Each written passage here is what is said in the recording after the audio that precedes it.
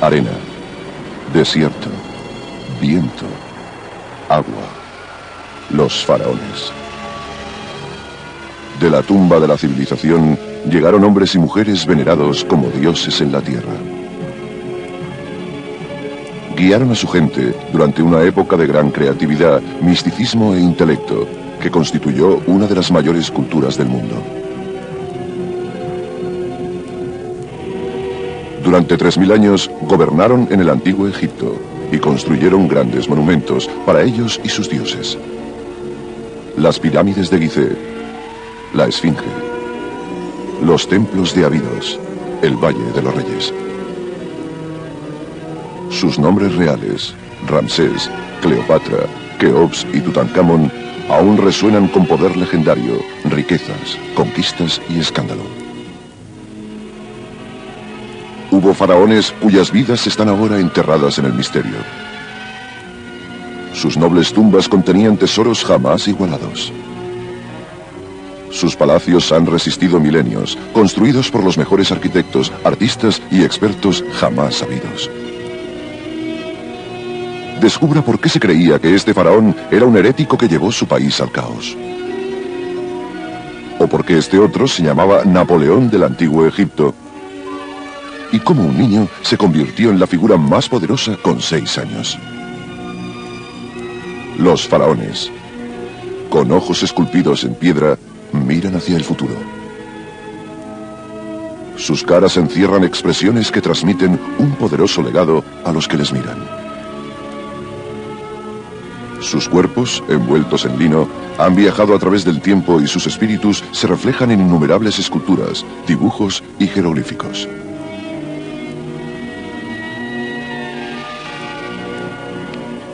Más que realeza, los faraones eran un antiguo vínculo entre los mortales y los divinos. Sus poderosos logros inspiran temor y maravilla. Sus monumentos parecen ser huellas de los mismos dioses.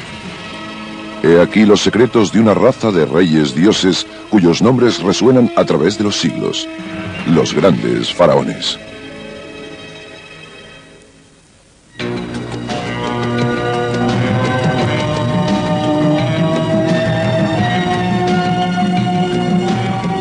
Egipto, faraones, primera parte.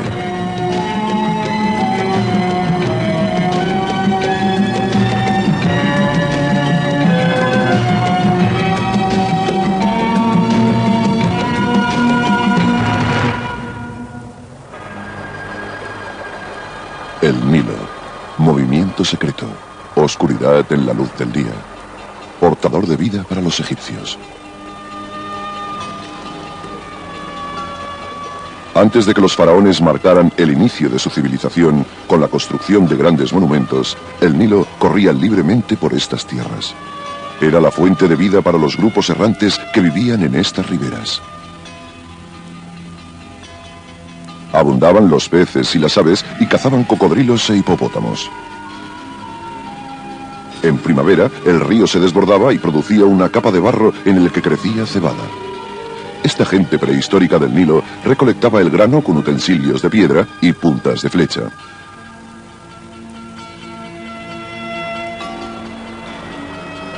La vida dependía tanto del río que el historiador griego Heródoto dijo de Egipto que era el regalo del Nilo y el templo del mundo. Si se rasga una roca de las tierras o desiertos del valle del Nilo, la marca queda para siempre.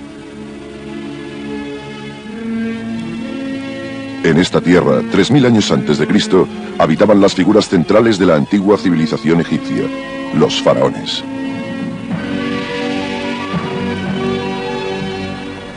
En un principio, la tierra del Nilo estaba dividida en 2 regiones. El valle del río, que se abría hacia el norte del continente, se llamaba el Alto Egipto. El delta, donde las ramificaciones del Nilo desembocaban en el Mediterráneo, era el Bajo Egipto. Juntas se convertirían en el Egipto de la historia. En este valle se construyeron monumentos, se hicieron inscripciones y se originó una misteriosa religión y filosofía. El Valle del Nilo, protegido por los desiertos que lo rodeaban, fue la tierra de los faraones. La palabra faraón significa gran casa, y los faraones debían establecer supremacía política y espiritual sobre todo ser en la tierra. El principal símbolo de este reinado era la corona. Una de las más importantes era la corona blanca, un tocado alto y fino con la parte superior circular. Su portador era el gobernador del Alto Egipto. La corona roja era para el gobernador del Bajo Egipto. La persona que llevaba las dos coronas juntas era el faraón de todo Egipto. El faraón llevaba además utensilios ceremoniales, el báculo y el mayal. Se dice que el báculo tenía la forma del bastón de un pastor y caracterizaba al faraón como el pastor de su pueblo. El mayal simbolizaba un arma y un utensilio para trillar. Cruzados en el pecho del faraón, indicaban su poder para guiar, proteger y mantener a su pueblo. Se creía que casi todos los aspectos de la antigua vida egipcia estaban controlados por dioses. A veces se representaba al dios como un animal, reflejo del temor con que los habitantes del Nilo respetaban a estas criaturas. Creían que el faraón gobernante era la encarnación del dios halcón, Horus, gobernador y señor del cielo. Ante todo, los antiguos egipcios creían en su vida terrestre y en que el orden universal era controlado por una fuerza llamada Ma'at. Pharaoh's job description might be described as maintaining Ma'at. Everything must function according to Ma'at, or the universe, the ordered universe, might collapse into chaos. Earthly chaos, cosmic chaos. Pharaoh's job is to coordinate the divine and human effort to maintain Ma'at. It's a pretty important job description. He's helping to preserve the universe.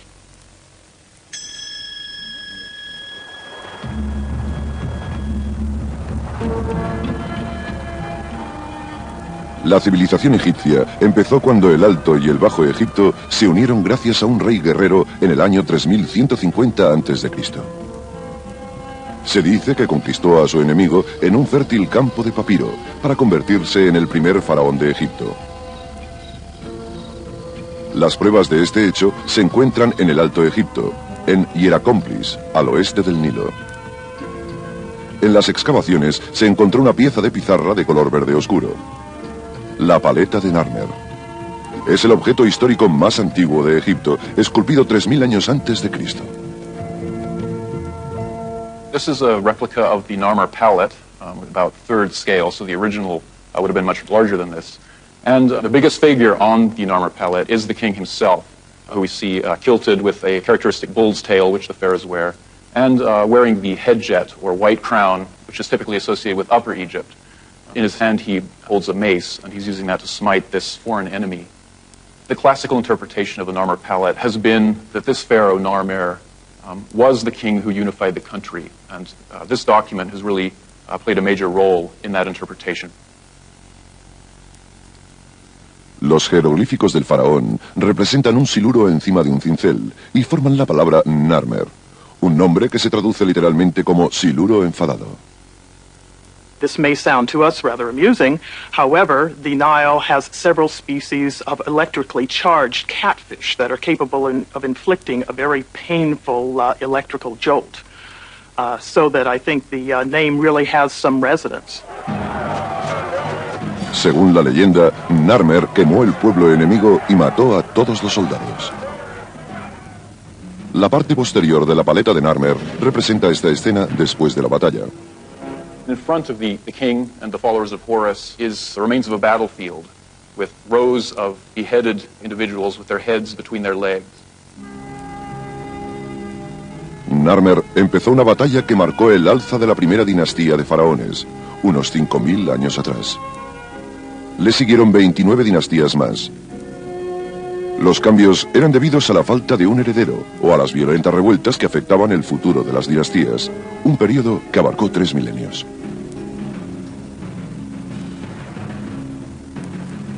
Para asegurar su conquista, el faraón Narmer probablemente se casó con una princesa de origen nórdico. Se trasladó al norte del Nilo y fundó su ciudad residencial en un lugar conocido como Muros Blancos. En el 3050 a.C. le sucedió en el trono su hijo, cuyo nombre, encontrado en un simple fragmento de cerámica, significaba halcón luchador. Se trataba del faraón Or-Aha. Aha probably inherited a system where many of the basic ideas about Egyptian kingship already existed. What he did was give it much more dramatic, monumental form. El mayor logro de Or-Aha fue la fundación de la ciudad de Memphis en el lugar residencial de su padre, Muros Blancos. Esta ciudad creció como capital política y religiosa del antiguo Egipto. Construida con barro y madera, lo tenía todo, pero desapareció. El historiador griego Manetón nos deja su impresión de esta ciudad de Muros Blancos. Memphis was by far the largest city I had ever seen. A colossal wall of pearly limestone encloses the city proper. Within the wall, many temples rise from the enormous spread of brown brick houses, and around them tower an army of gigantic statues. El faraón y su familia vivían en un palacio dentro del Gran Muro Blanco. El interior estaba pintado con brillantes escenas de la vida egipcia. Los tejados de madera se aguantaban gracias a macizas columnas de piedra.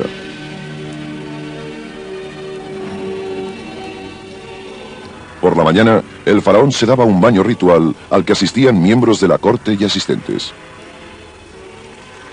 Debía aparecer ante esa gente vestido como un dios, y la higiene y su aspecto consumían gran parte del tiempo de Or-Aha. En esta época, en Memphis, el hipopótamo era símbolo reinante de la cultura egipcia. Su caza se consideraba un gran deporte entre los nobles y faraones, como Or-Aha, que los conseguía en los pantanos del confín del Nilo.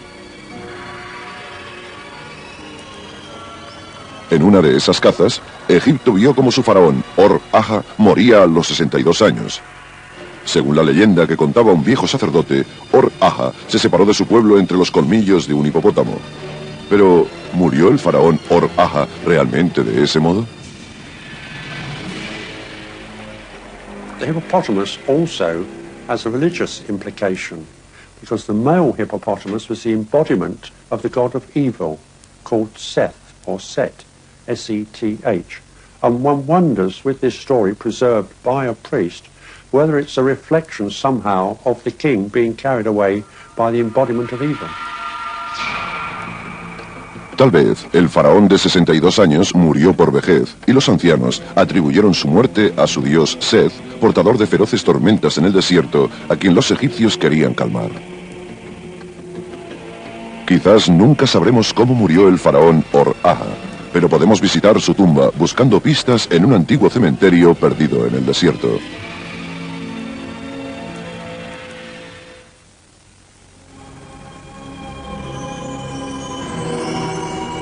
El Nilo, la gran autopista fluvial de Egipto. En la época de los primeros faraones, Or-Aha había muerto. Hacia el 3010 a.C., barcos construidos con cañas, con elevados arcos y velas de lino, flotaban en estas aguas.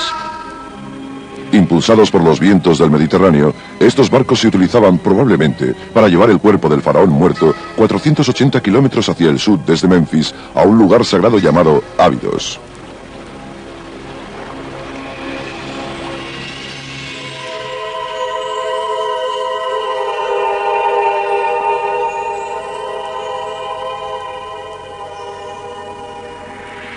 La ciudad de Abidos empezó siendo el cementerio de los primeros faraones en honor a Osiris, dios de los muertos.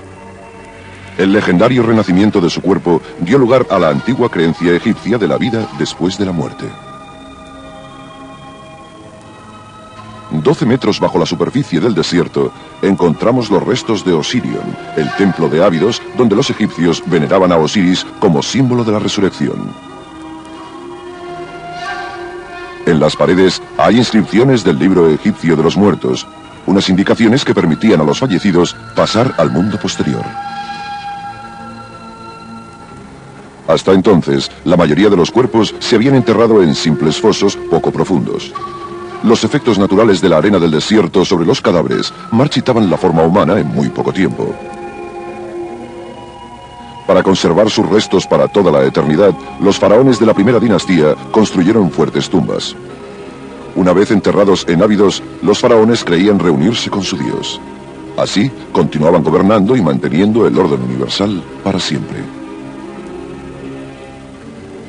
La tumba que esperaba al faraón en Abidos se llamaba Mastaba, que significa banco en egipcio.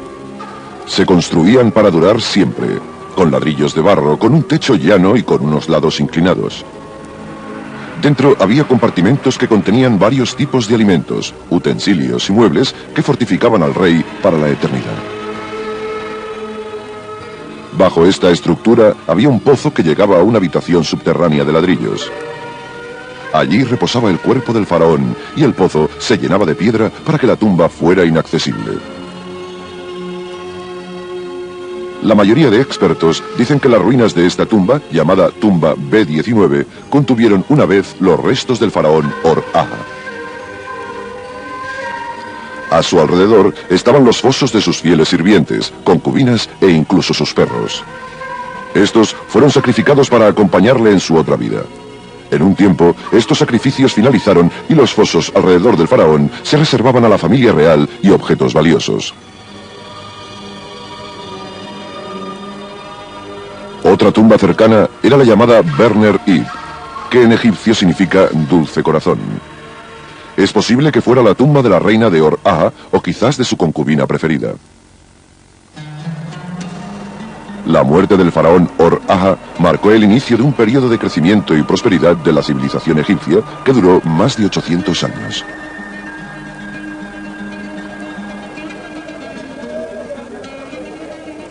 Memphis era el centro de la cultura y el comercio. Los obreros descargaban ganado y verduras que venían del Alto Egipto. Llegaba oro, marfil y piedras preciosas desde Nubia. Los egipcios conservaban escenas de esta vida en modelos de madera. Sabemos que la tierra del valle tenía mucha vida y necesitaban grandes cantidades de pan. Se cargaban vacas para utilizar su carne, la preferida de la clase noble. Un país tan poderoso necesitaba administración. Estas tareas las llevaba una clase especial de los antiguos egipcios, los escribas. The scribes are very important because they really represent the official class, the bureaucrats who make up the government, who really made Egyptian culture possible. The pharaoh was the leader, but without the bureaucratic structure to fulfill what he thinks is needed, the Egyptians couldn't have achieved what they had to achieve.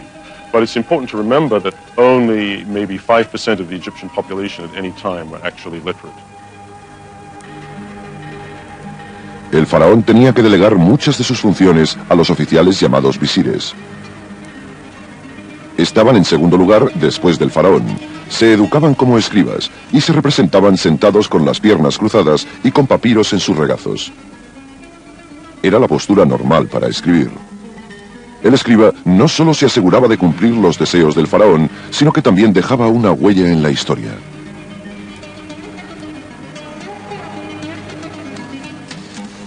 Hacia el final de la segunda dinastía, en el 2700 a.C., el muro de listas en Abidos nos cuenta que 22 faraones habían reinado en Egipto desde que Or-Aha fundó Memphis, pero se sabe poco de ellos, excepto su nombre y lo que significaban.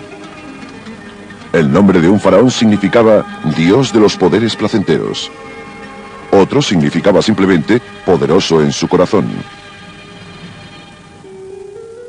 Sabemos además que sus mastabas se construían cerca de la capital, Memphis. Estas se hacían más imponentes y elaboradas. Algunas alcanzaron los 5 metros de altura con hasta 16 estancias. La construcción cada vez más elaborada de estos monumentos para los faraones indica un crecimiento de la confianza, riqueza y conocimiento. Los egipcios pronto desarrollaron nuevas técnicas para la construcción y la arquitectura. La tendencia hacia la belleza y excelencia los trajo a Saqqara.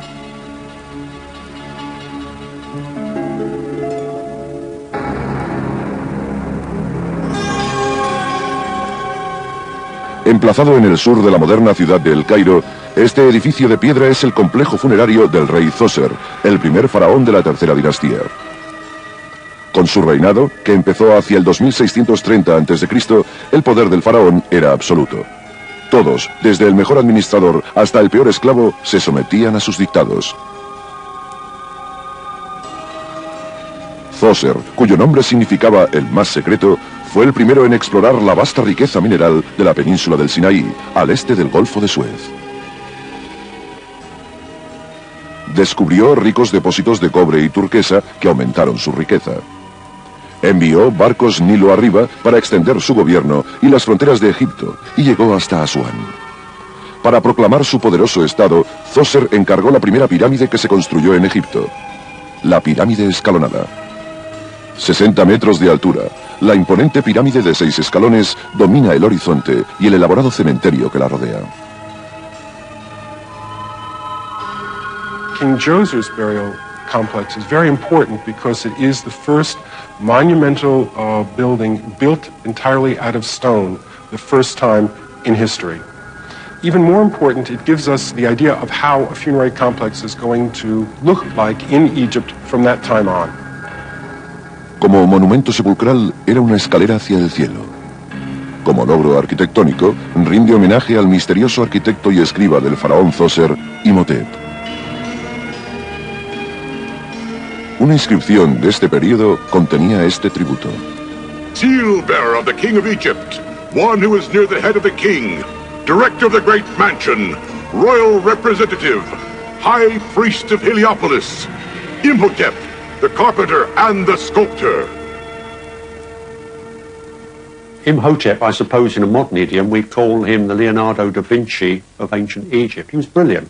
He was everything. He was second only to the king. He was the vizier, the chief statesman. He had many high titles. But who was he? We don't really know. All we know is his status at the time, that he was the genius who built the stone pyramid. La tumba que Imhotep diseñó para el faraón Zoser tenía la forma de una mastaba con altura. De hecho, Imhotep construyó 6 mastabas de medidas más pequeñas, una encima de la otra, uniendo miles de bloques de piedra caliza blanca.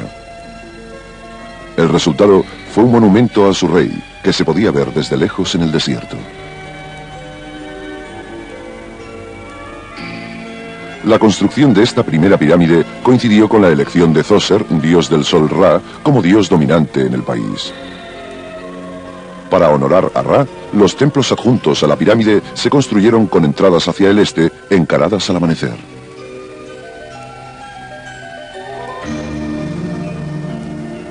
El complejo quedaba encerrado por un muro de 9 metros de altura con entradas falsas. Sirvió como escenario simbólico de la fiesta de Set, una ceremonia para celebrar el símbolo faraónico de la fertilidad. El faraón debía pasar por un ritual que representaba a Egipto. Dentro, en una de las galerías de la pirámide, hay un relieve que dibuja a Zoser entrando eternamente a la fiesta del Set, mientras su corte le aclama.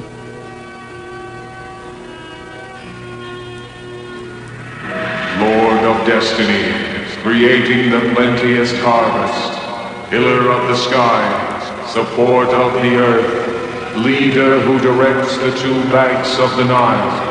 There is plenteous harvest wherever his sandals may be. The Heb-Sed festival took place about every 30 years of reign of a particular pharaoh.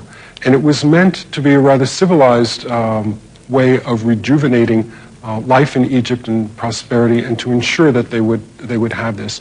In other cultures, very often, they would kill the king, and then there would be a new young king coming onto the throne, but the Egyptians did not do that. They had a ritual for rejuvenation, and the king would stay in power. Zoser reinó solo durante 19 años, y nunca sabremos si su corte para el Set se usó para su fiesta de rejuvenecimiento. Sabemos que cuando murió, en el 2649 a.C., había iniciado un legado para la construcción de pirámides en Egipto que se copió y mejoró durante 2000 años.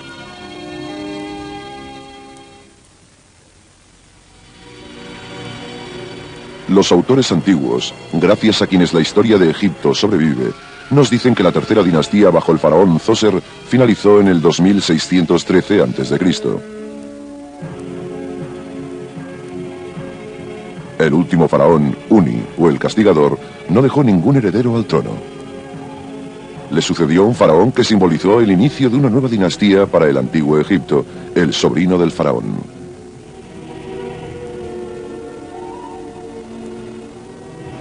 El muro de listas en Abidos nos cuenta que Nefru era de Memphis, pero de un linaje real diferente. Su boda con la hija de Uni, Etep Eres, unió los dos linajes y empezó una nueva dinastía de faraones egipcios, la cuarta. Esta dinastía duró más de 400 años y tuvo 17 faraones distintos.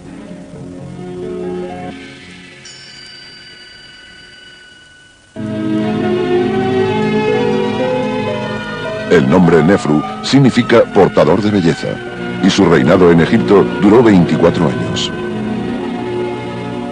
El predecesor de Nefru, Zoser, extendió la frontera egipcia hasta Asuán. Nefru quiso llegar más lejos enviando una campaña hacia Nubia para fundar la ciudad de Buen. Esta se utilizaba como base para expediciones mineras, comercio y conquistas. Se dijo que volvió con 7.000 esclavos nubios para utilizar como obreros y con 200.000 cabezas de ganado.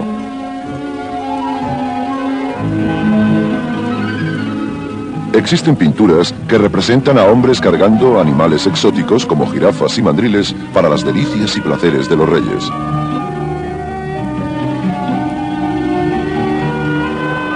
Hay pruebas de que Nefru, al igual que su predecesor, consiguió la riqueza mineral del Golfo de Suez. Este relieve representa un asalto a las minas de turquesa en la península del Sinaí, donde Nefru mata a un enemigo. La inscripción llama al faraón el gran dios que conquista las tierras extranjeras. Otro de los principales placeres que buscaba el faraón era la madera. Se necesitaba mucha para los muebles de las casas de los ricos, pero había pocos árboles en Egipto y para conseguirlos, los egipcios debían viajar por mar.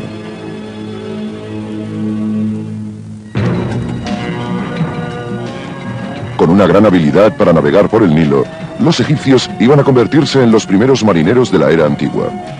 Y bajo las órdenes de Nefru se embarcaron en los mares en búsqueda de madera de cedro. El faraón ordenó la construcción de 60 barcos mercantes. Flotas de grandes barcos se dirigieron a Biblos, en el Líbano. Un escriba de Nefru dejó constancia de la llegada de los 40 barcos llenos de madera de cedro.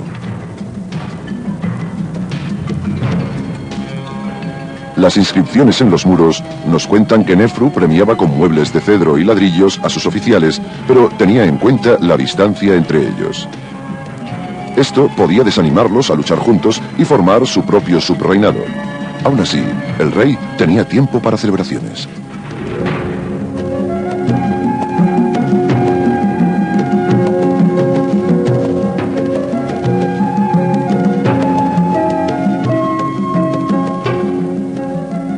A pesar de todo, la vida era dulce bajo el gobierno de Nefru. Egipto entonces era una tierra de paz y plenitud. Se celebraban reuniones de nobles con el faraón y su reina. Los miembros de la corte festejaban con cerdos y grandes patos.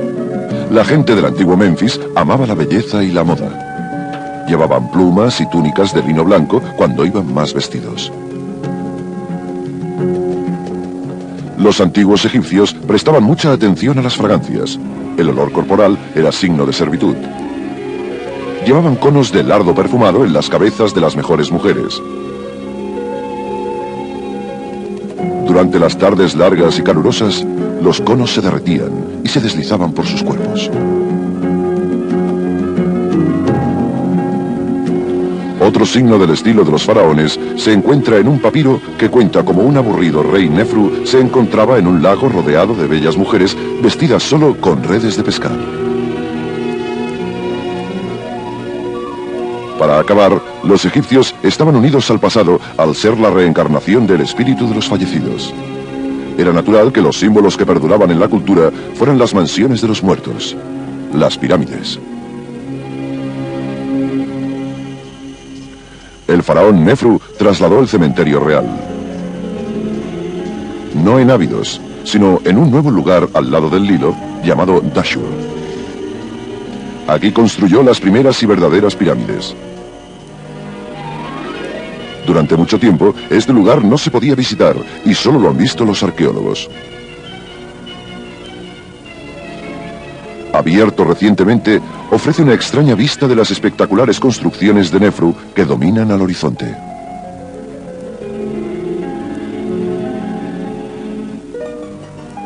Con una altura de 102 metros, esta es la pirámide torcida, la primera que Nefru hizo construir para sí mismo. Nefru la llamó la reluciente pirámide del sur.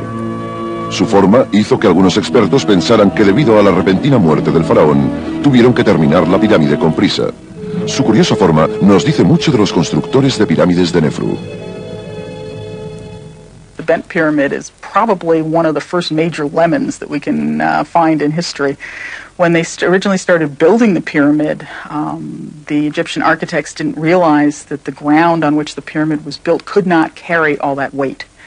So as a result, when they got halfway up, the interior of the pyramid started cracking. There were all kinds of structural problems. So one of the ways they tried to fix it was to change the angle of the pyramid to a less steep slope so that there would be less mass of rock on it. Dentro, Nefru tenía este relieve de caliza en el muro de una estancia. Le representa a él vestido para su fiesta del Set y lleva la doble corona que lo consagra como gobernador del Alto y Bajo Egipto. Fuera de esta deforme pirámide, supervisó la construcción de un templo funerario del que quedan algunas partes.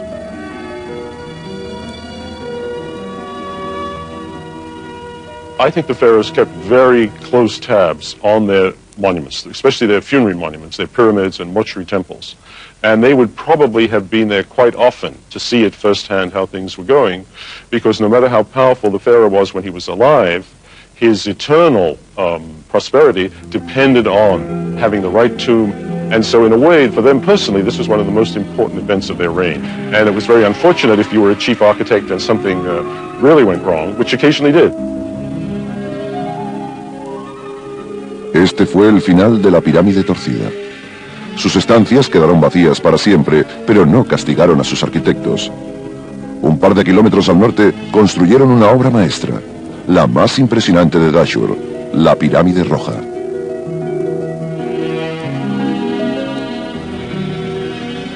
Con una altura de 103 metros, es la primera pirámide de lados lisos construida en el mundo. Su nombre viene de la roca con que se construyó. Rica en óxido de hierro, la roca coge un color rojizo con la luz del sol.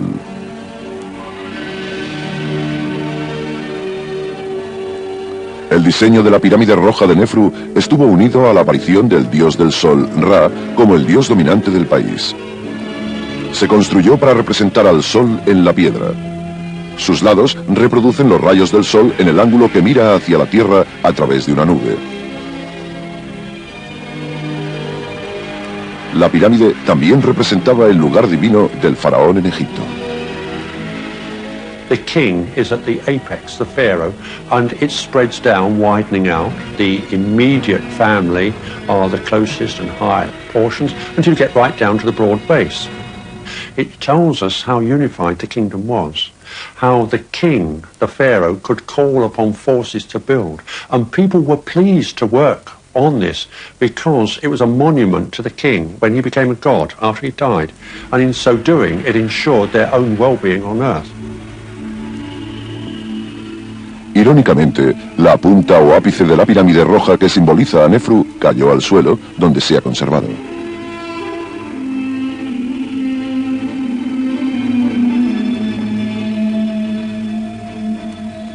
En una mastaba al sur de la pirámide estaba enterrado su primer sacerdote, Re-Hotep, y su mujer, Nofret. Estaban representados en estatuas de piedra caliza pintadas. Los egipcios creían que una escultura tan real ayudaría al espíritu a reconocer la tumba como su casa en la otra vida. Sus características son excepcionales para ver el aspecto de un antiguo egipcio. Los primeros exploradores se quedaron hipnotizados con los ojos de cristal, dejaron sus herramientas y huyeron. Estas caras han estado encerradas en una caja durante 3000 años. Las solemnes expresiones muestran su confianza en la inmortalidad porque estaban relacionados con el faraón. Se supone que Nofret era una princesa. Además del título de primer sacerdote, en la estatua de Re-Hotep se inscribe «Hijo del cuerpo de su rey». Esto ha hecho que los expertos pensaran que la figura podía ser el hijo de Nefru.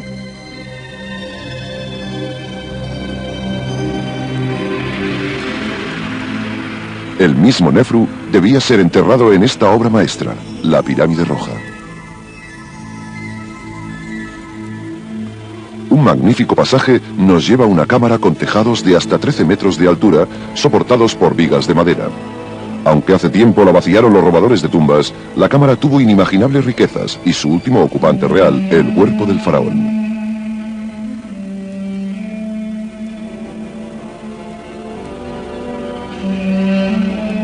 El faraón muerto observaba a través del agujero para ver cómo el día se volvía noche. Dentro de una tumba de piedra, un cuerpo se hubiera descompuesto rápidamente. Los antiguos egipcios se dieron cuenta de que realmente destrozaban lo que esperaban proteger. Con su muerte, Nefru se convirtió en otra cosa.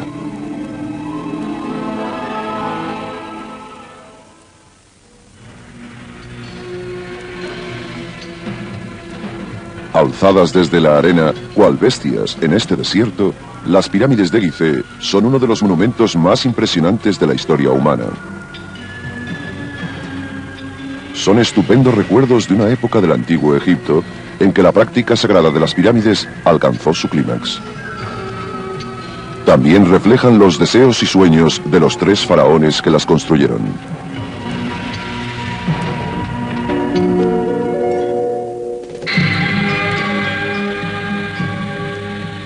Durante la 4ª dinastía del antiguo Egipto, los faraones emprendieron los proyectos más ambiciosos hasta entonces. El primero en construir aquí fue el faraón Keops. Sucedió a su padre Nefru en el 2551 a.C. Nefru había construido la pirámide torcida y la roja en Dashur. Keops construyó con los logros de su padre la mayor pirámide en la meseta de Gizeh. Khufu, the builder of the Great Pyramid, inherited an already very stable, centralized, and powerful kingdom.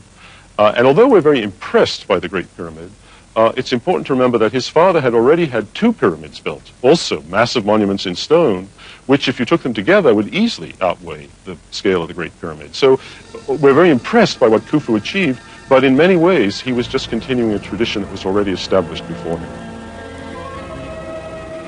Alcanza los 144 metros de altura. La pirámide de Keops es más alta que la Estatua de la Libertad, la Catedral de San Peter o un Apolo en la pista de lanzamiento.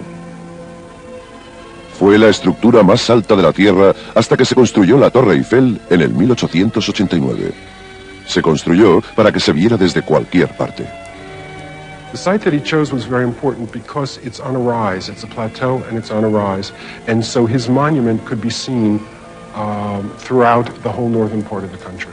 So wherever you were around the capital, you could see the monument that was being built. La Gran Pirámide se construyó con piedras individuales que pesan unas 2,5 toneladas.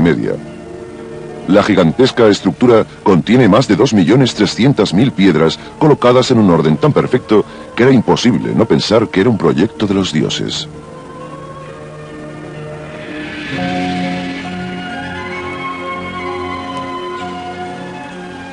Dentro, la cámara de la Gran Galería se construyó cerca de la cima. Es una habitación de granito rojo, el lugar de reposo final para el faraón.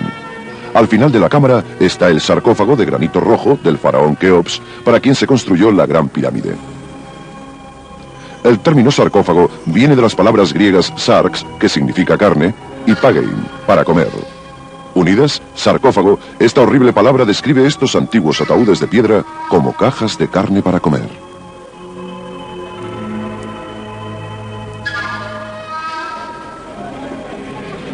Como los egipcios extrajeron, dieron forma y movieron tantas piedras en Gizeh, ha hecho recapacitar a los expertos durante siglos. No tenían animales o ruedas lo bastante fuertes para llevar el peso. Con este logro, la pirámide convirtió a Keops en el símbolo absoluto del gobierno y el historiador griego Heródoto hizo una crónica de la extrema crueldad del faraón.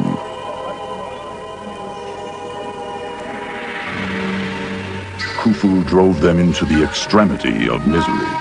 For first, he shut up all the temples to debar them from sacrificing in them. And thereafter, he ordered all Egyptians to work for himself.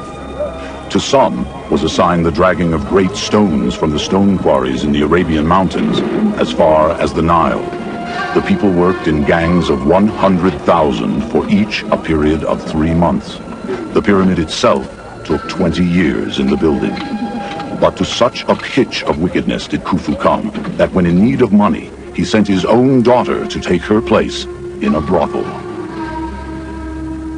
Los historiadores modernos dudan de que Keops fuera realmente un rey del infierno. The notion that Khufu was a harsh ruler seems to have originated in a text that dates to a much, much later period, in which he is seen as sort of a bored or even an indifferent ruler, not to say necessarily harsh. That idea was picked up by the later Greek historians, and we are told that he was truly a tyrant. But really there is no contemporary evidence. Hay poca historia escrita que describa al constructor de la Gran Pirámide. Aparte de un busto de granito que quizás lo represente, solo ha sobrevivido de él una estatuilla esculpida en marfil.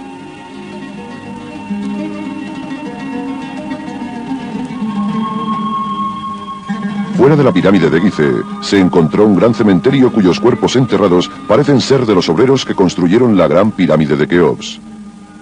Si los obreros hubieran sido esclavos, Keops no los hubiera honrado enterrándolos tan cerca de sí.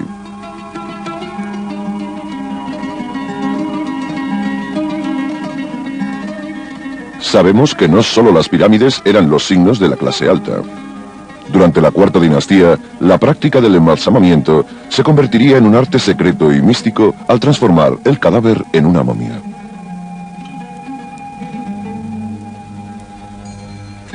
La momificación empezó en la época del padre de Keops, Nefu, y se hizo esencial en la religión egipcia para completar la transformación de gobernador terrenal a rey celestial. Creían que conservando el cuerpo físico intacto, se conservaba el espíritu del faraón para siempre. Era un elaborado ritual de embalsamamiento para salvar al cadáver de la descomposición y restaurar sus facultades para vivir en una tumba bien equipada.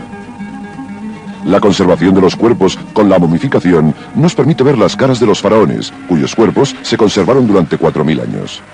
También nos permite ver de primera mano a los mortales considerados reyes dioses.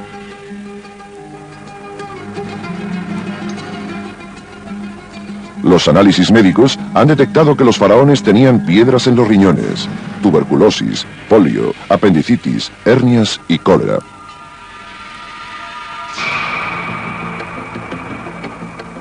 Fuera de la pirámide de Keops se encontraron unos hoyos con misteriosas piezas de madera de cedro proveniente del Líbano. Los arqueólogos extrajeron y juntaron todos los fragmentos. El resultado fue un barco de 12 metros que podía flotar en el agua. El barco fue quizás del sucesor de Keops en el 2528 a.C. Este fue su hijo, Yedefre, que presidió el funeral de su padre en Gizeh. Su nombre, Yedefre, significa durador como Ra, y se refiere al dios del sol. Yedefre fue el primer faraón cuyo nombre se refería al sol.